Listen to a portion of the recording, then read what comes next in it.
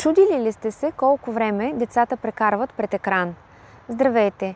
Аз съм Мариела Иванова и искам да поговорим за един сериозен проблем, който засяга днешните деца. Много от децата днес прекарват твърде дълго време пред екраните на смартфони и таблети. По данни на СЕМ, 60% от бебетата в България използват смартфони предимно 2 часа и 30 минути на ден, въпреки че световните препоръки категорично съветват да няма никакви екрани в тази възраст. Освен това, 46% от бебетата и над половината деца между 3 и 5 години използват платформата TikTok, която по своя характер е предназначена за деца над 13 години. Сами разбирате колко тревожна е тази тенденция. За да намалим времето, което децата прекарват пред екрани, трябва да създадем повече възможности за активни игри сред природата на открито.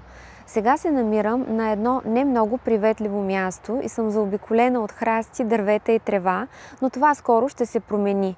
Именно на това място ще бъде изграден новият парк в квартал Младост, парк Република, който ще даде възможност на децата от квартала да играят и да се развиват нормално. Благодарение на отпуснатите 100 милиона лева от кабинета Денков за инвестиции във Варна, над 4 милиона ще бъдат възложени за изграждането на този нов парк. В него ще бъдат изградени природосъобразни детски площадки от естествени материали, както и модерни спортни игрища, които ще стимулират децата да играят активно в здравословна среда. В момента е подготвена обществена поръчка за инженеринг, което означава, че сме само на крачка от реализацията на проекта. Парк Република ще бъде мястото, където децата могат да играят, да развиват своите умения и въображение, без да се разсейват от екраните. Вярвам, че здравословната среда е в основата на правилното детско развитие и чрез един такъв парк ние ще дадем възможност на децата от квартал Младост да се развиват в здравословна среда.